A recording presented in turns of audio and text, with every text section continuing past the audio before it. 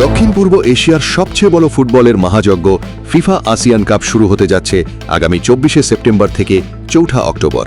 FIFA আরব কাপের সফল ধাঁচেই এই আসিয়ানের যাত্রা শুরু, যেখানে এশিয়ার 14টি ফুটবল পরাশক্তি দুটি পৃথক ডিভিশনে ভাগ হয়ে নামবে ট্রফির লড়াইয়ে।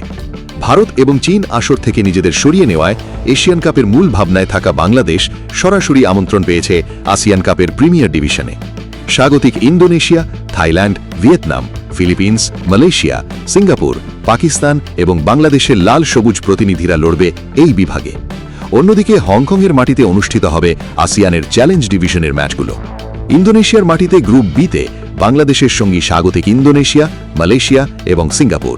তিন প্রতিপক্ষই ফিফা র্যাঙ্কিংয়ে বহু দূরে এগিয়ে। যখন বাংলাদেশ 181 নম্বরে, সেখানে ইন্দোনেশিয়া 118, মালয়েশিয়া 136 এবং সিঙ্গাপুর 148 নম্বরে অবস্থান করছে। মুখোমুখি দেখায় মালয়েশিয়ার বিরুদ্ধে 10 ম্যাচে বাংলাদেশের জয় মাত্র একটি, তাও 1978 সালের এশিয়ান গেমসে। ইন্দোনেশিয়ার বিরুদ্ধে 7 ম্যাচে 4 হার, 2 ড্র ও মাত্র 1 জয়। আর সিঙ্গাপুরের বিরুদ্ধে 4 ম্যাচে বাংলাদেশ কখনোই জয়ের মুখ দেখেনি। ফলে বড় জয়ের দিবাস্বপ্ন না দেখে বাস্তবসম্মত পারফর্ম করাই লাল সবুজের প্রধান লক্ষ্য। তবে এবারের স্কোয়াডে উন্মোচিত হতে যাচ্ছে একাধিক নতুন প্রবাসী মুখ। পাসপোর্ট ও বায়োমেট্রিকের সব ধাপ শেষ করে জাতীয় দলের ড্রেসিং রুমে ঢুকছেন ফারহান আলী ওয়াহিদ।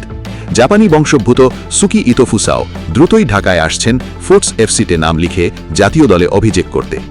আক্রমণভাগে মিচেল কিউবার ঘরে ফেরার সংকেত তৈরি হলেও জায়ান হাকিমকে অফিসিয়াল কাগজের ঝামেলায় আপাতত পাওয়া যাচ্ছে না। তবে ট্রেভার ইসলাম ও তরুণ তুর্কি এরশাদ আব্বাসের অন্তর্ভুক্তি আক্রমণভাগে নতুন গতি আনবে।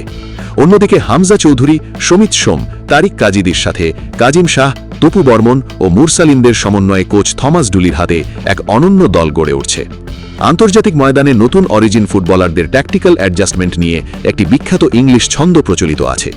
11 individual stars never make a unified force until one tactical vision shapes their pitch course, যার সহজ বাংলা ভাবার্থ 11 জন তারকা খেলোয়াড় মিলে কখনোই শক্তিশালী দল হয় না, যতক্ষণ না একটি সুনির্দিষ্ট ফুটবল দর্শন তাদের মাঠে এক সুতোয় বাঁধে।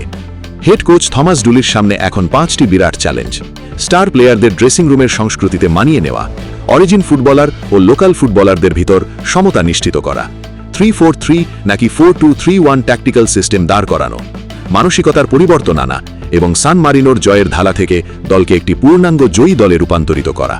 প্রিয় দর্শক, হামজা, ফারহান ও সমিত সোমদের অন্তর্ভুক্তিতে কোচ থমাস ডুলির নির্দেশনায় এএফসি আসিয়ান কাপে বাংলাদেশ কি বড় অঘটন ঘটাতে পারবে? কমেন্ট বক্সে লিখে জানান আপনার মতামত। ভিডিওটি ভালো লাগলে লাইক ও শেয়ার করুন। আর বিশ্ব ফুটবল ও বাংলাদেশ ফুটবলের সব ইনসাইড ব্রেকিং আপডেট সবার আগে পেতে আমাদের এই এফসি স্পোর্টস চ্যানেলটি এখনই সাবস্ক্রাইব করে বেল আইকনটি অল করে রাখুন। সবাই ভালো থাকুন। শুভকামনা ফুটবল প্রেমীদের প্রতি।